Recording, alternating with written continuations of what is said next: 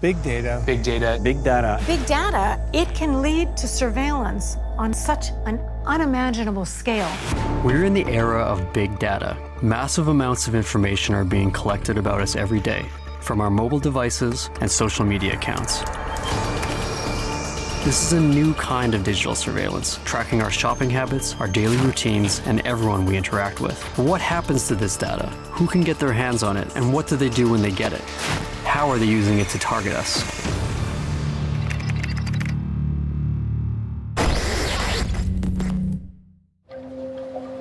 We generate more than 2.5 billion gigabytes of data about ourselves every day, from text and videos to sensors and trackers on smart devices. This information is stored online, and it's up for grabs if you know where to look. One of the companies making use of this information is Neighborly, an online tenant screening service. Neighborly uses your credit and rental data to determine if you pose a risk to landlords, and increasingly, they're using your social media information in their research. I met with Neighborly founder and CEO Dylan Lenz to find out how this data is being used to analyze people. So you actually did an analysis of me. Can we Yeah, go through so that? this is yours. So this is what your report would have looked like initially. You had like a 79% chance of success because we couldn't verify income, and you were high risk on a couple of things. Well, we look at like 500 different data points. We do a phone record search. We do email, identity verification. We look at social media information. What role does social media play in your screening process? We use it to determine misrepresentation. Does this person have a co-applicant that they didn't declare? Do they have a dog they didn't declare on the application? Do they actually work at their job? There's a company in the UK that uses social media data where they just analyze all of the words used in your posts. And these words are like words like broke or poor. And like those are literally what they say are words that they use. If people use the word broke a lot or word poor a lot, then they're probably not going to pay their rent. The fact that people think that that's actually true, I mean, maybe it is true, but there's no world where this company that's been around for 6 months or 8 months has looked at 2 million data points to actually determine if that's in any way relevant.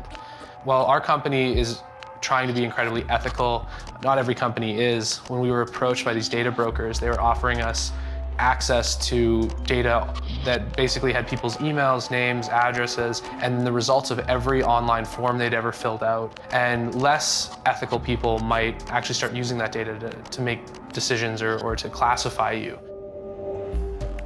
If corporations are looking at our social media posts to determine whether we can pay rent, what other decisions are being made about us with data we don't even know we're sharing? Every time we log on, we're giving out information that could be used against us in the future. There is a further way this data about us can be exploited. I met with Michel Junot-Ketsuya, a former senior intelligence officer with CSIS. He has first-hand experience mining people's data. Trained in the art of manipulation, he sees huge potential for abuse of our online data by more than just intelligence agencies. Big data is available not only to the private sector, but it's available to anybody who knows where to look and what to look for. If you're going to look into my data, for instance, what's Already done. what sort of thing might I be surprised to hear that you'd learned about me? There's information about your health profile. There's information about your academic profile. There's information maybe about your spending profile. There's information out there on maybe even your political orientations. There are definitely tons of information about your friends. People would be very, very surprised how much I can actually, for example, describe your personality, you know? Who you are, what you think, what will make you angry or make you sort of react a certain way.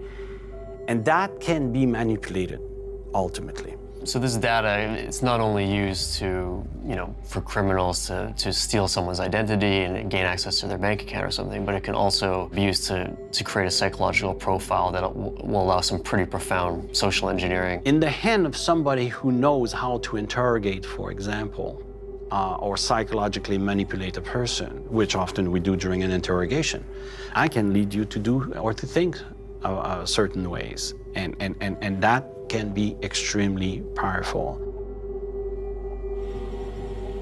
This kind of manipulation is already happening.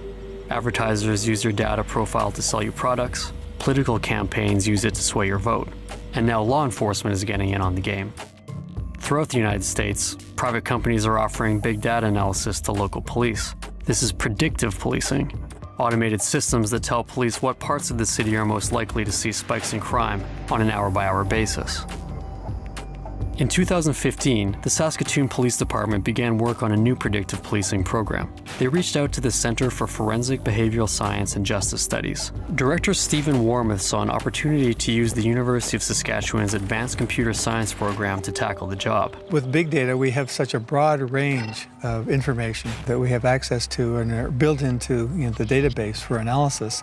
That there's the possibility of finding patterns that we would never find had we not acquired those bits of data that we're now including. Can you give me an overview of how the program works? We're not doing what, dare I say it, it characterizes predictive policing in the U.S., where they're focusing on what are called hotspots, where to put the cars, where to put the boots on the sidewalk to prevent crime. Studies have shown that 2/3 of calls to police departments are not criminal in nature. They're social, they're environmental, they're poverty, they're all kinds of things, mental health related. We want to apply this capacity, this technology, to the potential array of issues that are presented to police. Do you arrest someone? Do you let them go? Do you charge them? Do you bring them? Do you detain them? It's an example of how this kind of approach can basically act as a decision-making aid. And that's, at the end of the day, all we're trying to do. I wanted to know exactly how this worked, so I spoke to Dr. Dr Anbari, the man who designs algorithms for the University of Saskatchewan's Predictive Policing Lab. His algorithms sort through people's histories to draw up predictions about recidivism, the likelihood that they would commit crimes again in the future. How does this algorithm predict crime? First of all, we are not predicting crime.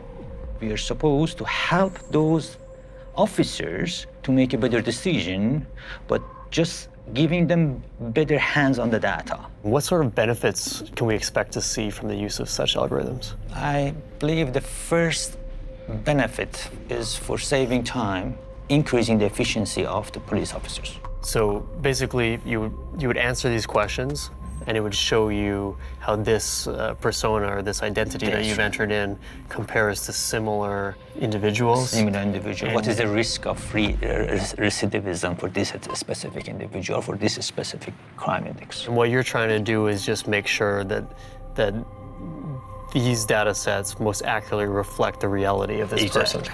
Exactly. This is a profile, different categories of the questions. You see which category he got what score. Totally, he got 40 score. So that means he is considered as a very high risk for recidivism for this specific crime. This computer program has the power to put someone in jail. Dr. Anne Kevorkian, the executive director of the Privacy and Big Data Institute, has been warning people about the way big data is used to profile individuals and the risks this threat poses to our civil liberties. Until very recently, big data has been just assumed to be the machines are pulling this information out, it must be really accurate, and we'll just use it. So there was an assumption of accuracy and soundness associated with the outcome. Recently, in the United States, the Federal Trade Commission has launched a series of papers on the need for algorithmic transparency. They talk about the tyranny of algorithms. What they've learned is that big data can be discriminatory. Bias can be reflected in the algorithms that will lead to unfortunate results for certain socioeconomic groups, etc. Because, as I like to remind people, it's humans coding these algorithms. I mean, humans bring their biases to everything. You have to scratch below the surface and ensure the quality of this and the accuracy. The threat is that human bias can creep into the numbers, creating discrimination in the results. I brought these concerns to the predictive policing team. The potential downside are the data that the algorithm is based on.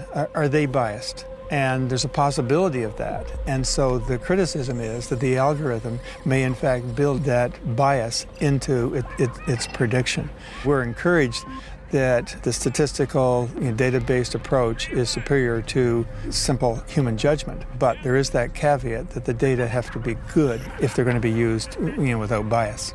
If there is any sign of biasness in the output, we can actually check that and go back to adjust the algorithm. It's not a stone-written algorithm. So what sort of checks and balances are in place to be monitoring whether biases are appearing? I think the cross-validation between different algorithms with one data set would be the best things.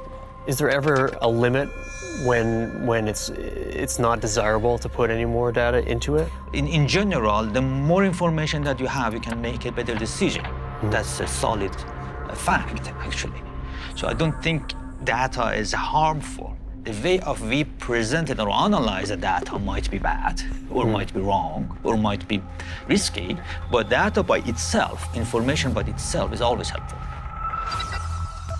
Our personal data is valuable, and everyone wants to get their hands on it, from law enforcement to government to corporations. But there's very little information about how this data is being used to profile and exploit us. What rights do we lose as individuals in the wake of these technologies? I'm going to take a look at the ways people are exposing these invasive tools and finding ways to regain control of their personal data.